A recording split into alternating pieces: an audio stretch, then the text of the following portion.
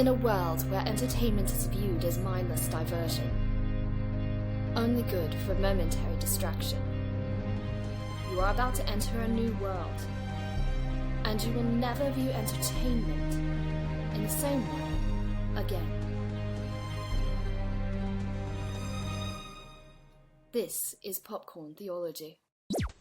Welcome, movie lovers and theology nerds, to Popcorn Theology, where we examine films for where they align with our greatest story and greatest storyteller of all, discussing what to receive, reject, redeem, for common ground, fruitful conversation, and mindful movie consumption. I'm Miles, and you? Who are you? Did I hire you? Miles, it's Rory, yeah? You don't remember? Like, we worked together a few years ago? No? Oh, never mind. Anyway, I'm back, because I love... I'm back again at Popcorn Theology, because it's the only place where I belong, frankly. Analysing movie trailers counts as apologetics, and eating my body weight in milk duds counts as spiritual discernment. But, thankfully, shared carbs don't count. That's calories. Shared carbs don't count. Okay, it's been a while since we've done a playful introduction. We used to parody the movie with every introduction. And it's been 20 years since the previous movie. But Rory, what are we looking at today? Oh, well, going back as faithful female millennials, we're going back to Devil Wears Prada 2, directed by David Frankel and starring Anne Hathaway as Andy and Meryl Streep as Miranda, Stanley Tucci as the lovely Nigel, and lovely English Emily Blunt as Emily, believe it or not. Yeah. And what's it about, actually? I know. I'm struggling to get my male brain's starting to get around this. Can you help us a wee bit? Around the plot. Let me, you think that you're just exploring this stuff, but it's not blue, it's cerulean. I love that speech from the first movie. This takes place 20 years after that great speech in The Devil Wears Prada. And what we see here is that Andy Max finds herself back at Runway Magazine, back into the world of fashion, because both her journalism career and Runway Magazine are just under pressure from the changing times, from corporate forces, from the media, social media, and AI is another subplot here that they're wrestling with. So they need to join forces with one another in order to save their vision for the world and save their magazine. It's a good way of reintroducing a lot of those same themes and pressures from the first movie. So it's interesting. We tried to get some of our lady hosts on the podcast. Their schedules didn't line up. So what you get is two millennial dudes watching this. But this isn't the type of movie I would dive into naturally. But as a movie, what do we think on our popcorn scale? Is it stale, fresh, or buttered and salted? What do you think, Rory? Well, I did try to dress a bit more colourfully this evening, intentionally. That's actually I usually do. Usually I dress like a root vegetable, which Miranda Priestley may or may not appreciate. But anyway, I think it was quite fresh. Having watched the very first one, streaming-wise, 16-year-old me wasn't interested in this, let's face it. I found this quite fresh enough. As a sequel, it worked. It was fine. And some bits quite quotable, like, no calories and shared carbs. And just a lot of plot and fan service to get through, to get to some of the finer points in it. And I think it wasn't terrible, was it, Miles? What do you think? Yeah. No, I think it was fresh enough, Yeah. I watched Devil Wears Prada for the first time, I think it was 5 years ago. We did the episode on it, episode 235, and our patron supporters, I think Eric, who's now a main host, was in on that, making us watch that movie. But I had a ton of fun with it, and it's one of my favorite episodes I've ever been on because of forcing me to do something a little different. And this movie took Devil Wears Prada, and I guess the way I put it is, it was better than it had to be. They could have just thrown them back together and did kind of any old plot and made money, but you could tell there was care put into it. And so I'd encourage somebody to watch it at least once. I probably won't come back to this one, but Devil Wears Prada. You do, I think. Yeah. Oh, there's a couple scenes I wouldn't mind watching again to get a better perspective. But it was just fine as a movie. And Yeah, and then of course, for our purposes, the theology rating. What would you say, man? Was it diluted, carbonated, or cup runneth over in terms of a theological soda? British lingo would be flat, and for diluted flat diet soda. A lot, had the main elements of the original, but in a sort of slightly more mature and maybe midlife. How would you say midlife kind of style? Revisiting old haunts and all that. A lot of themes, a lot of plot, perhaps to allow him to expand on some of the stuff. So it was kind of shallow, but that maybe is kind of the point of the fashion world. I don't know. We'll maybe talk about it. Definitely things of truth, goodness, and beauty in there, but we'll try our best, won't we, to dissect as very fashionable types, won't we, Miles? Yeah. I mean, for me, I'd say it was a tad more diluted than the first. I can't remember what my rating was on the first one. I wouldn't say totally diluted because there's plenty of little issues that bubble up. And there's, in particular, one scene that has tremendous theological imagery as well as a speech that is heretical blasphemy, but makes a good point. And then, of course, this whole world of Devil Wears Prada is a good celebration of ambition, betrayal, compromise, and perfectionism. And then you add into that what happens to these ladies where fashion is so much about youth and new energy as they are getting older and wrestling with their lives. So it's interesting and brings out the themes, but I'd say definitely not cup runneth over. No. And so, yeah, I'm excited to get into it with you. But before we do that, we'll drop our ads and our spoiler warnings here. But if you have appreciated this podcast, I'd appreciate it if you like, share, subscribe, engage with us on the social medias. All those things bump us up, and it's also fun even when you think our takes are bad. Like, I think Rory and I are going to need a lot of help filling out at the end of this story. Yeah. And then, of course, if you are excited about the Popcorn Theology project, for just a few dollars a month, you could become one of our patron saint supporters. I think with this month we've been doing Devil Month, and they just voted on a Devil movie. And I think I'm really happy. I think we got Bedazzled coming up, which is a guilty pleasure of mine. I think it's that Brendan Fraser. It's pretty good with the Renaissance coming along. Oh yeah, I'm digressing really well. Yeah, but digressing, aren't you? So I'm digressing, but it's the patron saints that have inspired me. Okay, so if you want to become part of us, you could become part of our special Discord channel, get early access to In the Lobby episodes and things like that, and join us live when we record. And so all of that, we will drop some ads, and we will hit the runway running as we come back with The Devil Wears Prada 2.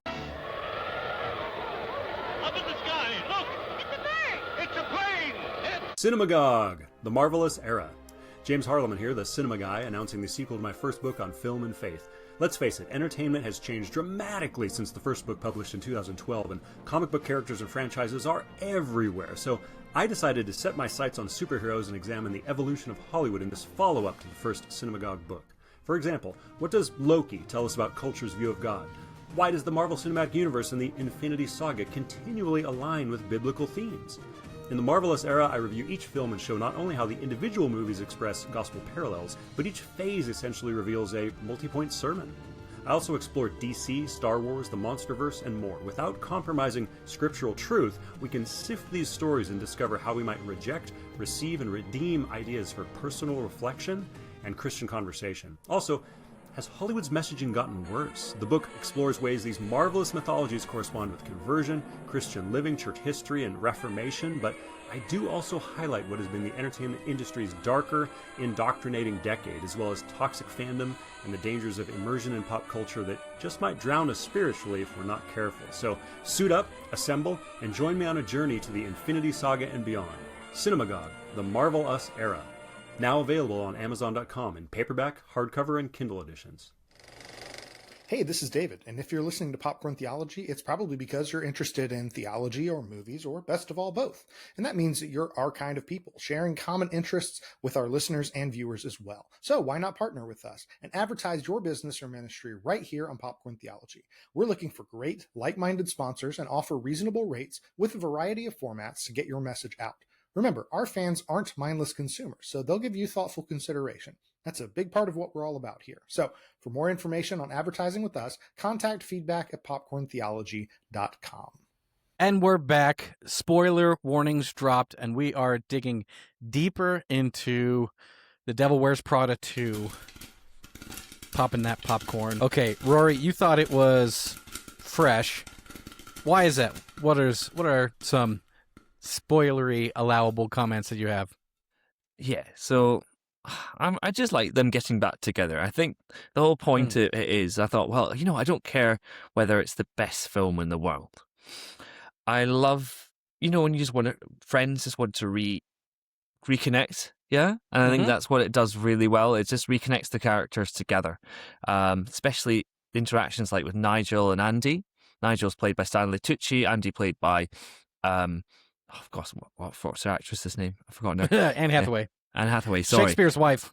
Oh, and who is she again? Sorry. Who are you? I forgot. Who are you again? I forgot again. Shakespeare's wife. No, that's Jessie Buckley. Anyway, you're getting the films. Oh, we are so culturally aware. Anyway, we're off task there. Anyway, basically, that was really strong, as I want to make the point on, but it's just so plot heavy in terms of what they got through that the themes, I think, were not allowed to breathe through. There's so much they want to do. Other characters, what's their lives about? What they've been up to? Like, Emily, who's obviously in the first film, was the...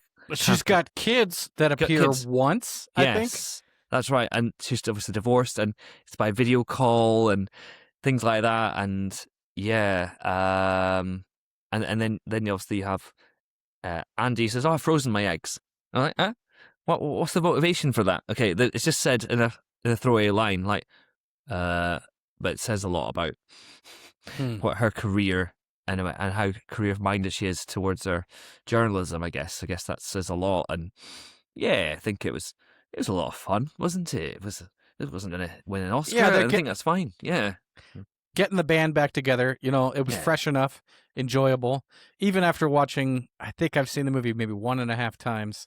It was refreshing to see them back. It was fun to watch Emily Blunt, who's had so many different characters since then, drop back into Emily. Like, still haven't done anything about those eyebrows kind of stuff is like great. It's just the jabs and the judgment. And like one thing I noticed is that the direction was still kind of interesting to me. Like there was this scene where Andy is just making a bunch of phone calls and they filmed it like in an exciting way. And I was like, it built up a little bit of tension for me, and then I kind of stepped out for a second. Wait, she's really doing something boring, and they've made it kind of interesting to watch. Even I found it interesting to look at the fashion, where, like, there were a couple moments where these poor models were so bundled up in all of this stuff, and I thought, this is funny to me. Do they think it's funny? And it was just the movie has this strange respect for the absurd world that it's exploring, but takes itself seriously enough. Yeah, it was fun enough to watch. It's almost like anthropology for me, looking at a different culture. Yeah, and things have changed, haven't they? And things changed in the film, didn't they, Miles? Yeah, quite considerably for Miranda. Yeah. Yeah. But then even with Miranda, what was interesting is that compared to the first movie, the devil is kind of defanged. Yeah. She's got less control. She's a little bit out of the loop now that things are digital. She's been kind of tamed by HR. And that was a strange dynamic to see. She was not as much of an imposing figure, where there were several times in the movie where she had to kind of back down. And it was interesting to see, but it made the devilish figure of Miranda a little less potent. which actually I think you and I were talking about this a little bit beforehand, is why do you think in these movies they gave her the Devil Wears Prada, such a catchy title? Why do you think we call her the devil? What is it about her that makes her Oh dear, devilish? devilish. I wonder. That sounds very like we're going to thoughtful, deeper popcorn thoughts territory there with that one. Why the devil? The devil could come in many different disguises and outfits, perhaps, and very different forms. That is a very good one, perhaps segue to think about. Well, yeah. Well, should I crack we open go the soda? I think we should. Yeah, let's crack open that soda. And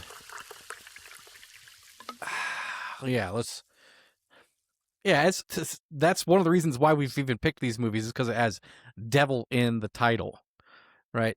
And so when we're looking at what is it about her that makes her devilish? I mean, I have a more clear picture of the devil as enemy of God, deceiver, desire to see people brought to destruction, right? Trying to entice people to sin.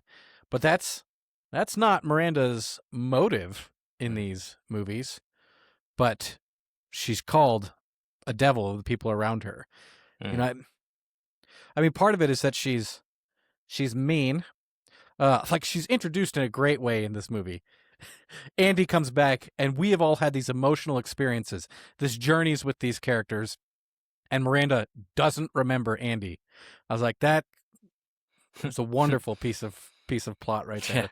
Yeah, it's good. I think part of that, maybe that is part of why she's the devil, is that she does not care about you. In a female-centric world, she doesn't care about relationships. She only cares about what is fashionable for the magazine, excellence, and having things be the exact right way. And she doesn't have a problem stepping over people, right? It's devilish, but it's really not malicious in the sense of what we would think of the devil or the Satan as an opponent. She's just unconcerned with the people around her. Yeah, almost like psychopathic. Almost like lack of empathy for people. Yeah, I'd say there's a lack of empathy in Miranda as well. It's kind of that sense of uses people to get where she was. I guess where she is right now, she wouldn't be where she was if she did that. For example of, you see her try to awkwardly hang her own coat up, and like, what, she hangs her own coat up now? Yeah, I had complaints from HR about her. I'm like, yeah, like, what? So you're basically her servant to do her bidding, no matter what. Yeah, the people around her will serve. Well, like in the first movie, the theme I got out of it is, wow, the people at Runway worship her. Yes. They serve her. Yes. They bow to her. Then we literally gird your loins before she appears. Right? Oof. That's a quote from Job. Gird your loins. Oof. Prepare to face me as a man. I think it's God speaking to Job in that scene. And so she's just unconcerned. Yeah. And then what is she concerned about? Is this whole world of fashion. And so, like, as we're talking theologically about it, what's interesting about this world is as a man, I'm not particularly interested in it. And then as a Christian, you go, this movie is exploring and celebrating at least aspects of a world that is in somewhat opposed to biblical values. Right? It only exists because of the upper echelons of greed. It's literally about vanity, right? If you think about vanity, you think about somebody who cares only about what they wear, or only about how they appear. And then within that world, but the way you dissect between the good and the bad people, or the bad people, the devil, are the ones who are completely using and abusing other people to get ahead, their ambition. And then additionally in this movie, Miranda is in trouble because somehow she's associated with a sweatshop, right? Which, again, using and abusing people. But what's funny is they're like, oh, I was lied to. I would never treat these people this way. But she uses the people around her that way. Yes. As slaves all the time. So they're trying to have a conscience. And so it's, all of this makes me compare to, what does the Bible say? Like in several places, in particular, I'm picking 1 Peter 3, where Peter's writing, do not let your adorning be external, the braiding of hair, the putting on of gold jewelry, or the clothing you wear, but let your adorning be the hidden person of the heart with the imperishable beauty of a gentle and quiet spirit in which in God's sight is very precious. It's like, that is the opposite of what Miranda values. No, yeah, exactly. It's all about she's a fan of excellence for sure, and I'll go into it more in detail later on my own points. But for sure, it's a very limited view of that, and very uncompromising, and very high fashion world of luxury, of Like, I think about the scene where as you're saying, they're trying to figure out how to save the magazine, and then that extravagance that you talk about, people drinking wine and on these boats in Italy and all of this opulence everywhere. Oh You know, yeah, the opposite of what the Bible would call modesty. And this movie made me think about modesty, you know, because typically you and I, when we're thinking about modesty, we're thinking about not dressing sexually provocatively, right? But modesty in the Bible, a more apt application of modesty is not flaunting your wealth and your power and your status in front of other people. And it's like, Runway magazine, all of that stuff is about figuring out how to flaunt your wealth and your status and your beauty in a way that gets other people to want to do that. Yeah. Oh yeah. So, yeah.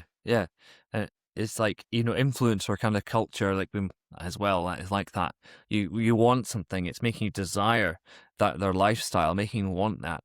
And that's part of that culture. Even before Instagram, you have all these magazines there. As a cultural historian, as a cultural historian, that's the whole reason they exist, is in a sense to sell things, to sell goods, to sell things, to sell a lifestyle, to sell something perhaps that is out of reach.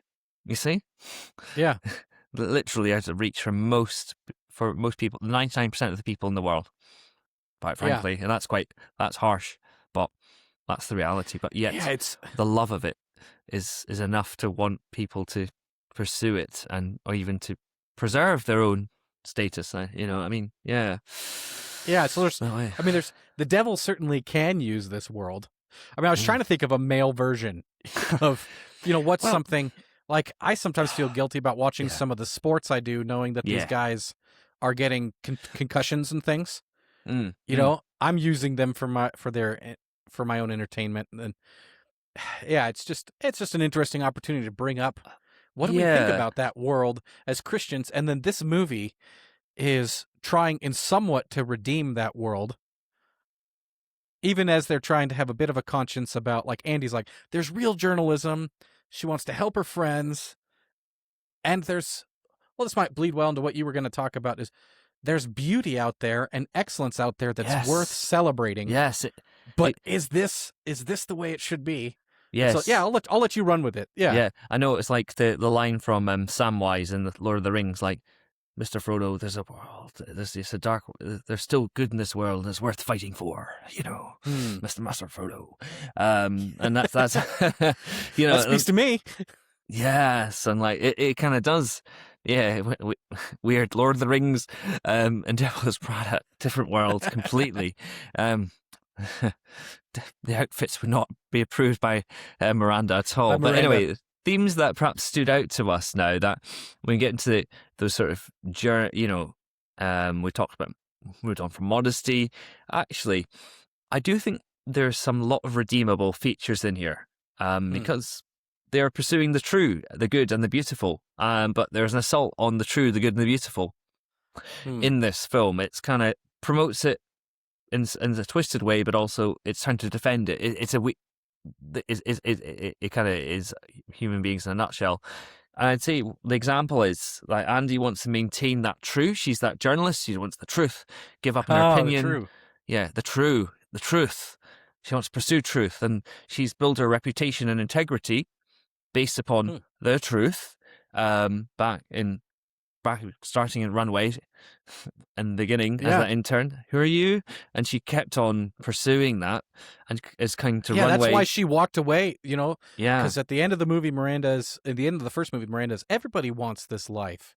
You know, you would do what I would do, crush people, because everybody wants this life. And Andy walks away from the life because she wants to live with integrity. Exactly. And that's right. Yeah. It's ironic because Miranda thinks she is the truth as well. She's a false sense of it. She's the only one.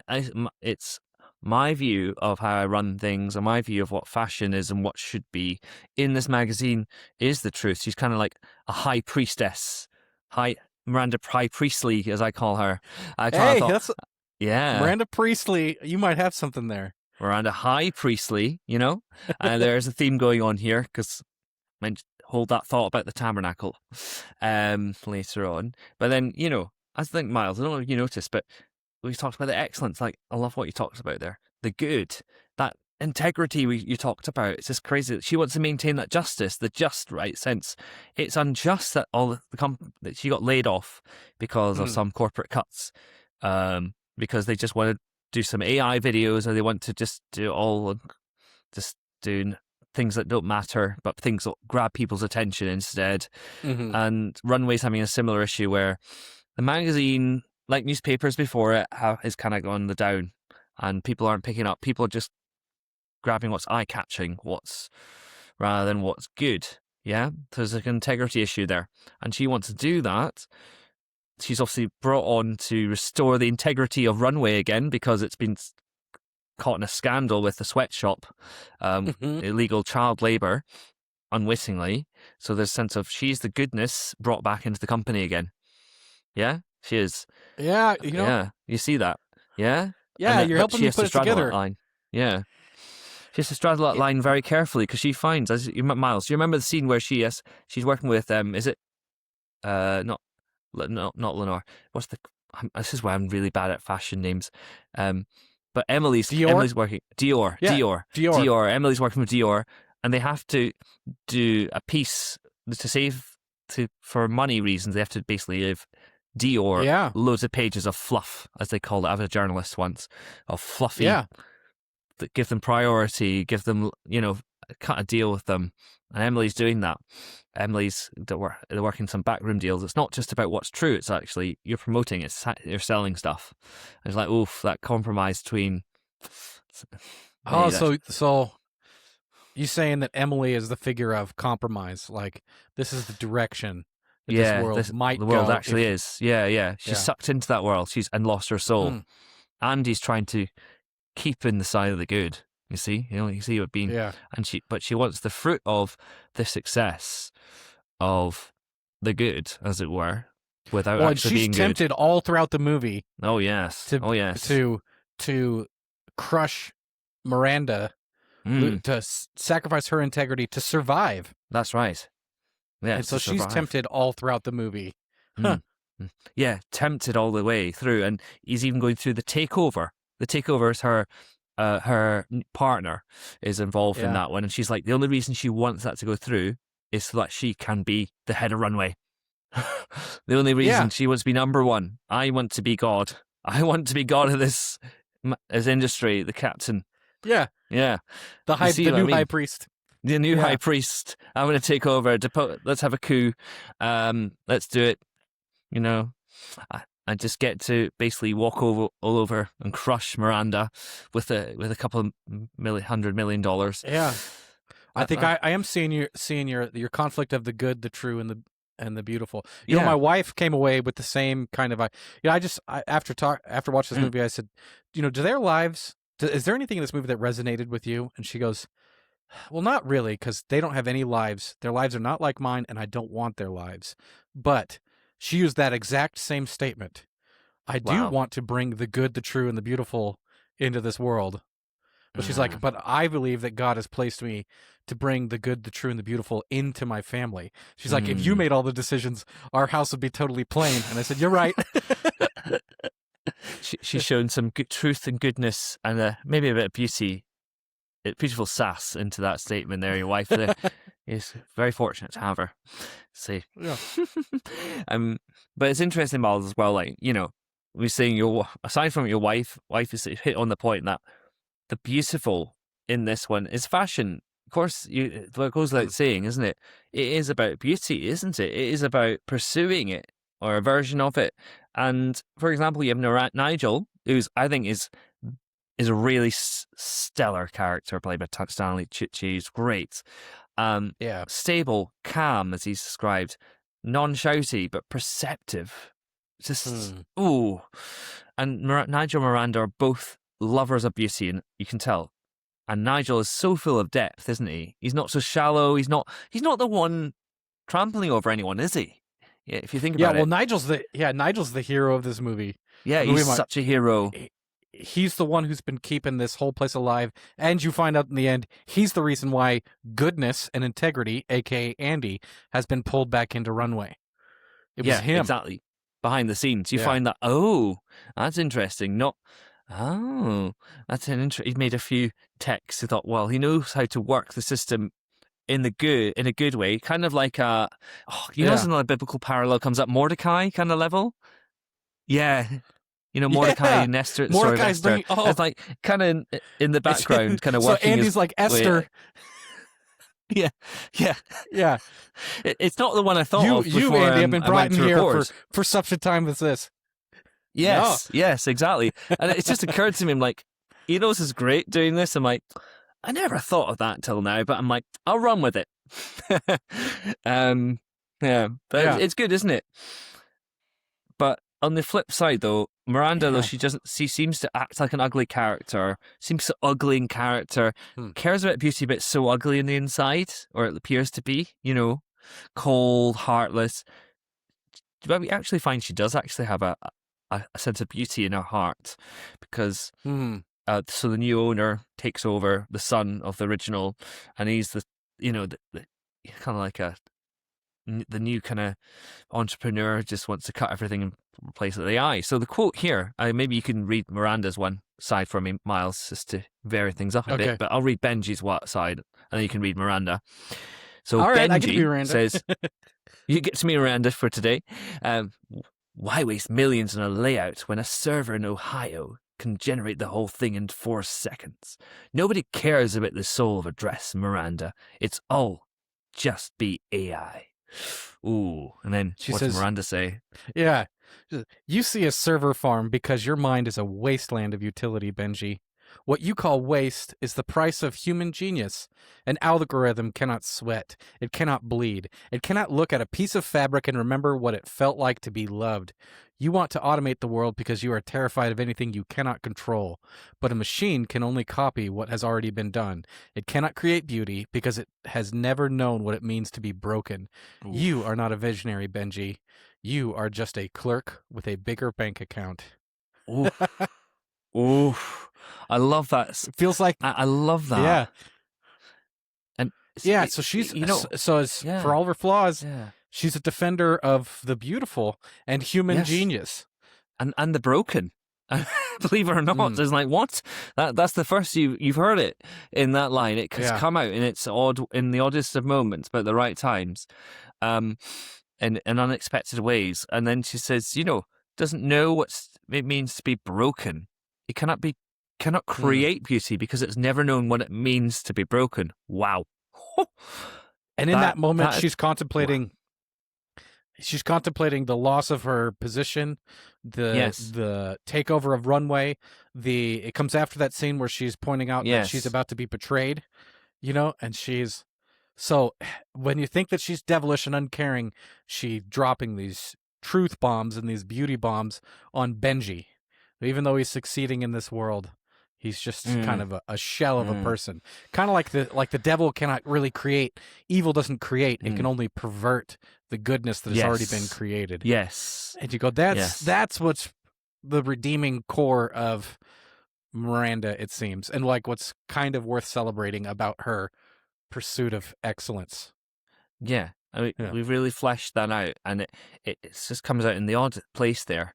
And of course, the only one, Miranda, who's obviously has a lot of ugly sides to her and cares about beauty, there's only one perfect person who contains the only good truth, the true, the good, and the beautiful.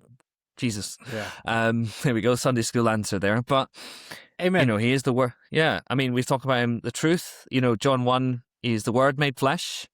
He's the way, in John 14, he's the way, the truth, and the life. And He's also, if you look in Revelation, I'm the Alpha, I'm the Omega, the first and the last. There's no one else can define that. There's all sorts of this you can go. You will know the truth, and the truth will set you free. Yeah, John 8, exactly. I think it is.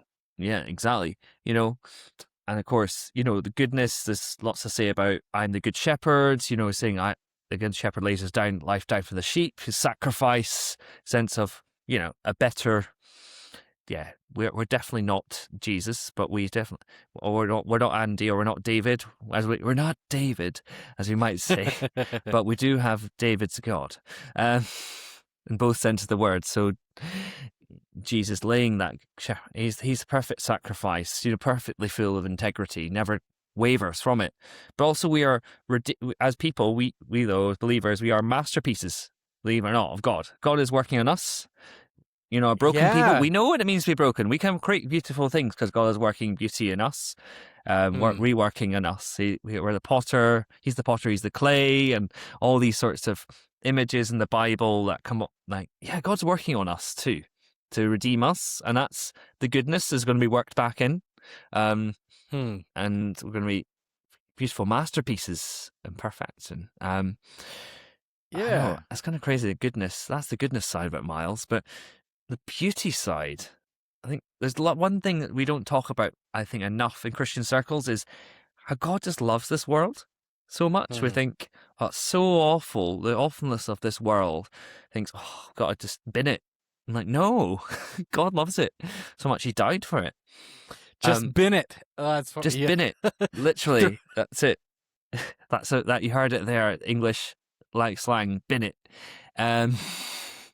That's a new one for me, but it's great. Throw it in the bin, not the trash. Yeah, not the trash. Yes, the trash heap of history or whatever. But because you talk about in Psalm 27, David saying, one thing I've asked of the Lord that I will seek after, that I may dwell in the house of the Lord all the days of my life, to gaze upon the beauty of the Lord, and to inquire in his temple, just to gaze upon him, the beauty. God's beautiful, believe it or not. There's a sense of objective beauty, but the ironic... Yeah, that does seem to be a little bit of the... we often talk about faith that works, right? Yeah. And there, part of that is faith that I'm actually going to respond to. I'm actually going to trust and depend on God. But there's also just this shift between I believe that God exists to I am wrapped up in his beauty. It's kind of, it's something you don't think about too often. You're like, it makes so much sense though, doesn't it? When you're like, oh, the awe and wonder, you see a sunrise or a sunset when you're bent, or you're just out in nature, or you're just out in a walk somewhere randomly, even in a back alley. You could see even the sense of... Or like I was just at a kid's party before we started recording this, and there was this little girl, maybe 3 or 4 years old, who was just bouncing this balloon with just pure joy. And it was just like, I was just tapping the balloon back to her, and it was like, this is a moment that I get to be a part of. And just enjoy beauty. It. Yeah, you just get to enjoy it. And in your clothes, it's not a bad thing. But the irony is that Jesus himself didn't come with any beauty that we should desire, Isaiah 53. Strangely enough, he came quite an ordinary man. But yet he is that image of beauty, firstborn of all creation. All things created through him, for him. We are imaged in his beauty, isn't it? That's kind of a crazy thing to think of. And then if you go to Hebrews, we are the radiant. He's the radiance of the glory of God. Jesus, the one who wasn't beautiful in the sense of the humanly speaking on earth, is the radiance of God's glory. Is exact imprint of his nature, as well, beautiful in actions and just everything. It's kind of this mind blowing idea that we're being imaged again to that masterpiece of grace. Yeah, by him, and it's wow. That's just he's like, you are God's masterpiece that he's putting together. It's you that he's doing, like Christ in you, being formed in you, taking off the old man, putting on the new man. What's kind of fun is that you see in this movie, Benji and Emily both represent kind of the corruption of this endeavor. Benji was kind of like a loser in the past, a nerd who was overweight Yes. in this sense, and then he became a successful businessman, wildly successful, and then lost a bunch of weight. But he's just kind of this hollow shell of what goodness and beauty might be. Yeah, Similarly, exactly. Emily is using him in this relationship. They don't seem to genuinely like each other. No. And she, probably the most memorable line in this movie, was Miranda had just talked to Benji. You're not a visionary, Benji. You're just a clerk with a bigger bank account. Oof. And then later on, she goes to Emily and says, you are not a visionary. You are a vendor. Right? Just this with the soul sucked out of it. And then you can imagine Andy turning around to Miranda and saying, you're a visionary, but you're not a person of integrity. And you don't actually have the vision to see that Nigel right in front of you has been killing himself for you, killing his soul for you. And then in this movie, you have people literally separating from, like, Emily will separate from Benji, and the ex-wife of Benji, who separated from Benji, will end up being the one who redeems, who buys Runway magazine. And so the good and the true and the beautiful, mostly the beautiful, a little bit of the true, a little bit of the good, is rescued in that sense. It is rescued to some sense of Runway holds those values somewhat. Yeah, I mean, I don't. Yeah. On my own, I don't appreciate it, but there's something somewhat appreciable about it. Yeah. So the good, the true, and the beautiful. Do you have any more points on that before I take the reins? I mean, obviously, I don't want to go deep into it, but is the whole thing a discussion about AI and creativity? You know, I mean, I'm going to fully admit that I do, make poetry and things like that, not through AI, but some worship songs as well. But I put it through it, through an AI music generator, and it was very helpful as a rough draft. Just for, I thought, the amazing power you could have in your hands, but it doesn't replicate the hard work and sweat and you need to put into the effort into the song and inspiration and creativity. It's only feeding off what you've put into it. But it was quite I thought it was not bad. I think I'd probably take the ideas from it that has been helpful as a tool to I've used it to generate plot summaries for this podcast. I've used it to brainstorm illustrations and sermons. I've used it to create a more catchy main point in a sermon, things like that. But it's like it's only as good as the data that's being put into it. That's right. And we are not here just to produce. No. We're here also to work and to actually become image bearers of God. And everybody can tell that there is something dehumanizing about having a tool do these kind of creative actions. That's right. And I think whether it's at the tippy top of Runway magazine or writing a note to somebody else, there's something about it where you go, this is using a calculator rather than knowing math kind of thing. But it's, perhaps we use it, to blend into what I'd like to, because we know we're not perfect and it covers up for so many of our faults. So like for me, I think a main point that ties Miranda and Andy's stories together is just that we can't be perfect, right? Part of the reason why Miranda is so devilish is because people tolerate her because she's so good at what she does. It's her perfectionism that will crush people in the wake, but also be productive and successful for people. And then you even have a subplot of this movie that was really forgettable, was Andy's love interest with the contractor who was taking those old buildings and transforming them into a more modern look. And at the end of the movie, she looks at him like, we didn't have a perfect introduction. We didn't have a perfect relationship because Andy really dismissed him in the middle of the movie. She says, let's not be perfect together. And I think that's a sub-theme of this movie, is just about this striving for perfection and excellence and achievement is just not all there is. And it's highlighted in a scene that I like and hate at the same time. Oh, I know. Yeah. This perfectionism. So you have Miranda and Andy. Andy thinks she's saving Miranda through this like buyout from Benji.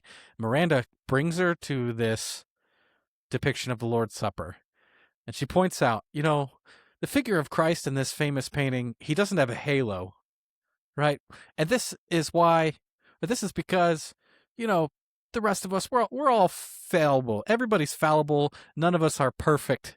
It's like, Miranda, you could have chosen any other picture Yes. to depict what's going on in your life, but this is very blasphemous to claim that Jesus, he's fallible in this. I know, so that's something to reject. I know. She's clearly reading just herself into that painting as well. That's the worst I'm part. Jesus. I'm fallible too, and I'm just getting persecuted and betrayed. Just at the Last Supper. It's my Last Supper. There's so many things wrong with that parallel. Like, it's like going to the Bible and saying, well, it's about me, isn't it? No. Yeah. Oh no, that's not the point. It's to you, but not about you. Yeah. But so many So levels. like in that moment is the peak of popcorn theology symbolism. But I'm just like Jesus. I'm not perfect. I'm close to perfect, but I have a flaw or two here and there. And people are betraying me. Wow. It's like, this is a bold statement. So this review, you have the devil, the quote-unquote devil, seeing herself as a Jesus figure, and then highlighting the betrayal. Wow. And the scene works in a psychological sense for Miranda, but theologically it's so bad. Well, I'm glad we're discussing something of worth now. Yeah. Wow. Yeah. But at the very least, what you have here is Miranda, for the first time, admitting that she's not perfect. And also a fun way of her saying, I know I'm about to be betrayed. Andy thinks that she's being accused. It's almost like, is it I, Lord? But this is her way of knowing, perhaps she's being thoughtful enough to say, the way I pushed out Emily is my imperfection that's now being visited back upon me because she's about to betray me and try to buy this magazine and push me out. At least at this point in the movie, Miranda is seen a little bit more as capable, right? She's now she knows what's going on. She sees it. But boy, is it a tough way to deliver the message of nobody's perfect except for that one guy. That's the only person. But what's interesting is that she's beginning in this moment to have a little more self-perception, understanding, a dash of humility. And in the midst of all this, toward the end of the movie, you see that in the midst of all these devils, you have Nigel, who's kind of an angelic figure among the devils. The whole series is about how Amanda Priestley is ruthless. She's cold in her pursuit of excellence, perfection. But that's not the whole story of Runway Magazine. You could imagine people saying, why is that magazine successful? Oh, because of Miranda, the high priest of perfection and fashion. But Nigel has been the one keeping this place afloat. Nigel has sacrificed himself for Miranda over and over and over again, especially at the end of the first movie, where he's still faithfully serving Miranda after she backstabbed him, really. Yeah. And Nigel has sacrificed himself for the magazine. Nigel has put his neck out for Andy a couple of times. And then Nigel, of course, is the reason why Andy is back in this movie. Yeah, as we find later on. Later on, we think it was a lucky text from you see a viral speech, but no, it was Nigel. Nigel all along in the background singing, I know something when they can restore goodness, truth, and beauty to this organization. And Nigel has kept this organization alive and these people in their position. He's pursuing excellence too, but he is not selfish and he is not given to ambition. No. And he can actually see good qualities in people who are not perfect according to the standards of Runway Magazine. So in that way, he reflects Christ's attitude a bit. Like in Philippians 2, Paul is saying, put on the mind of Christ. He says this, do nothing from selfish ambition or conceit, but in humility count others more significant than yourselves. Let each of you look not only to his own interests, but also to the interests of others. Nigel does that repeatedly, and that's what keeps all of these people employed in Runway magazine afloat. Yeah. So his attitude, in contrast to Miranda, is he stoops down, whereas Miranda's like, nah, you stoop to me. She lifts her nose. You stoop she up. lifts her nose in the head. Yeah. She lifts up. He's like, Nigel's down, so it reaches down, but Miranda's constantly, yeah, you ain't touching me. You ain't getting near me. You have to come to my level. And then it's almost sad at the end of the movie when Andy is saying, we can't be in two places at once.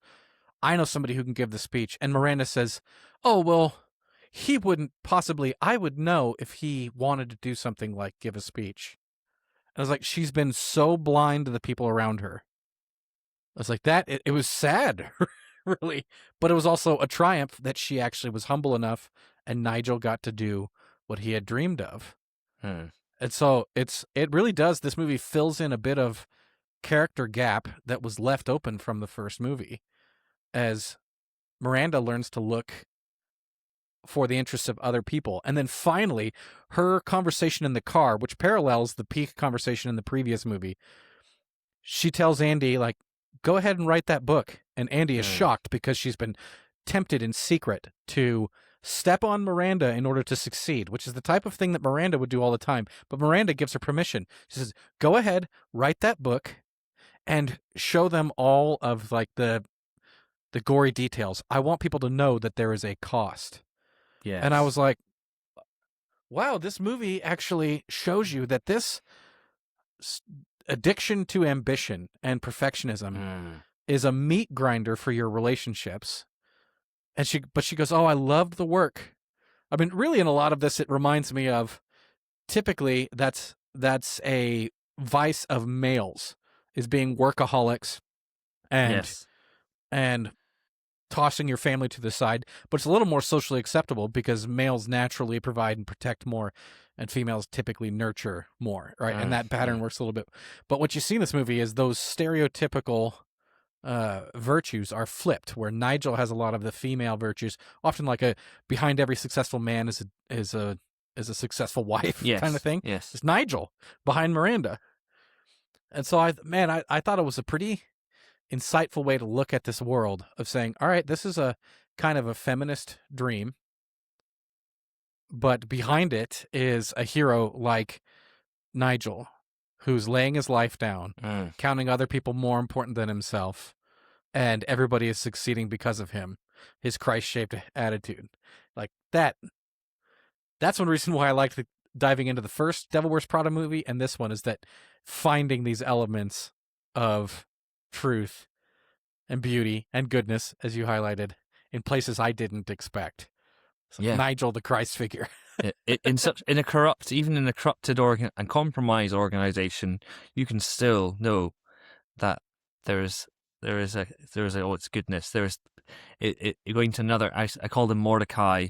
You could also say, when Elijah was in despair, there's still about 1,000 people. Or 3,000. Yeah, like I still have 3,000 people who haven't bowed the knee. There are Nigels out there. There's Mordecais. There's Mordecais. There's people who need to bow to Mammon, I should say, whatever you want to say about that, and that's perhaps, I think we're getting almost into other territory where we need to let's drop some lightning. Lightning. Yeah. Oh dear, rumbling. Whoa. Gird your loins. No. Oof. This is a fun movie, and as we're wrapping up, what do we think about some quick thoughts of something to thoughtfully reject? What do you have, Rory? Well, reject is it's quite prevalent. We're talking about workaholism and things like that. It's work as your identity, clothing as your identity. I think that comes in there. Definitely reject that, because Christ is your life, isn't he? Christ is your identity. Also quite elitist views of high fashion, and because Jesus actually did bless the poor and the meek. He wasn't completely communist, I'm just saying. But be happy with what you will. Don't worry about what you will eat, what you will drink, what you will wear. Yes. Right? There's no sense of contentment across these characters. No. And this movie gives that attitude a pass. Exactly. If you, yeah, exactly. And obviously, while they're kind of trampling over one another to get to where they need to, even between different generations and things. And I think that intergenerational tribalism perhaps is one.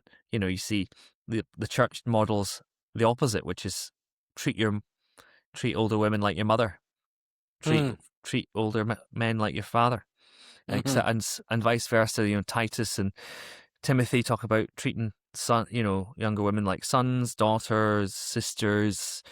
Very different familial things that the world can't teach you, because all it teaches you is just how to get up in life. Yeah, it's so funny that they are upset over the progress of AI and new media, just like casting them aside. They're saying, "No, I have value," and that all of a sudden it's like, this is the way you treated other people. Yep. and you don't like it, and it's not great, but you don't like it, and you're being a bit of a hypocrite. Yeah. So, In some ways they are like Proverbs. They're falling to their own pit. Yeah. They're guessing they reap what they sowed. Yeah. And there's something a little bit satisfying about that. Like, you could have edited this movie slightly different to root for the fall of Miranda, in these characters. But it didn't go that way.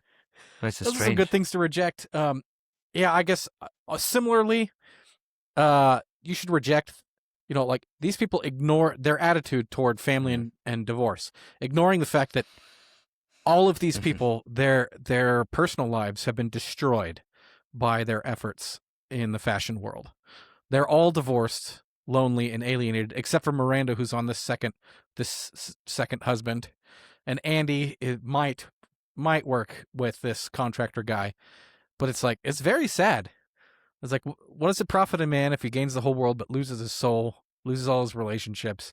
And the movie just kind of whitewashes what this lifestyle does to these people. So those are the things I have to reject. What about you? Some receive or redeem ideas? Well, I have a massive receive. An extension of the beauty one is, it's not bad to love beauty, despite the ugliness of the characters in this and how beauty is front and center, and the obsession with, I should say. Art, skill, and craft are integral to this world, and God made the world. He doesn't like, well, I hate it, I'll use it. It's not a tool. It's not a way to get over people, but it's a tool to serve us, to give us, and for us to love him. And one great example is, if you look at the tabernacle, take some time of those 2 chapters in Exodus. He gives this guy Bezalel like time to use craftsman to use it. He gave him the Spirit of God with filled it with the Spirit of God, ability and intelligence with knowledge and all craftsmanship. He's kind of like a Nigel kind of character, yeah?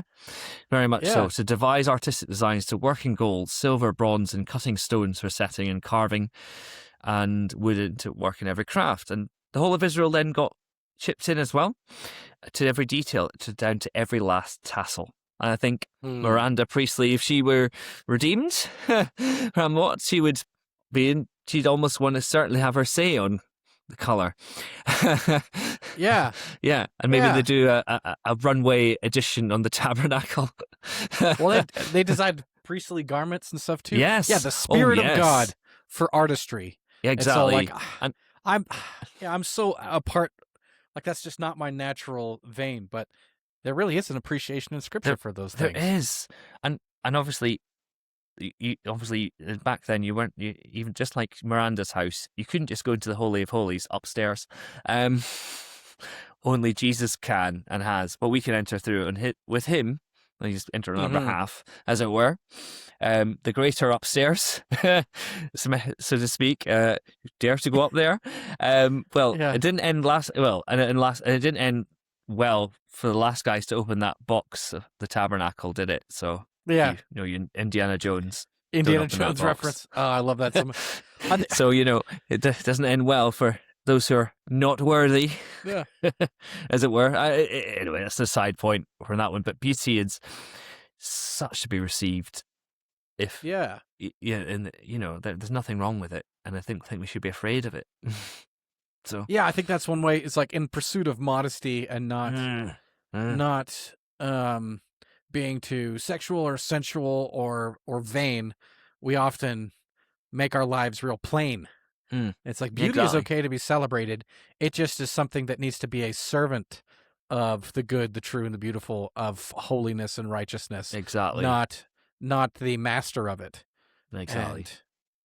And I think like a receive I really have is I love how at the end of the movie, Andy is reunited with Emily, and Yeah, beautiful. she forgives her and offers her friendship after Emily's betrayal.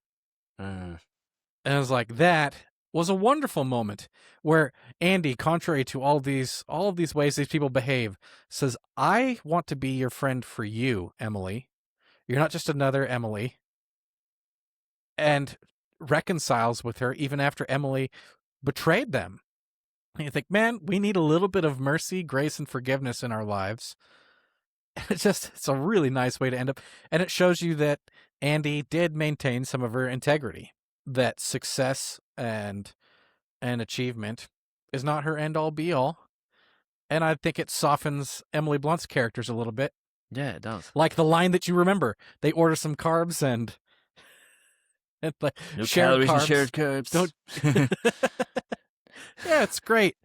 And then offers her like, and so what about my eyebrows now? Grace and truth. And so I was like, yeah. Well, at least it's not friendship. They do truth faithful and love, are man. the wounds of a friend. Yeah, Truth and it's in the love, my friend. I guess we could use some of that with our fashion. I think about times in which I'm about to leave the house, and my wife goes, "I don't think those go together," and I'm like. And like I feel a little bit embarrassed or something. I go, she loves me, she loves me, she loves me. Let's go change. Oh, But she goes, and Emily's willing to share a little bit of truth and love. that's So, nice. man, Yeah, thanks for talking to me about Devil Wears Prada too. I'll let you have that last word if you have any more thoughts before we close it out. Do you know what? I don't actually have anything sassy to say. I wish I had the sass that this film would have, and which is near constant and brutal at times. But if only Miles, our fashion sense was as good as our popcorn theology thoughts. If only. If only. All right, friends. Thank you for listening this far with us. Until next time, keep engaging movies and media from a godly worldview. And remember, you are not a mindless consumer. Thanks for watching this episode of Popcorn Theology. For more content, subscribe on YouTube. Follow and interact on social media to help broaden the conversation.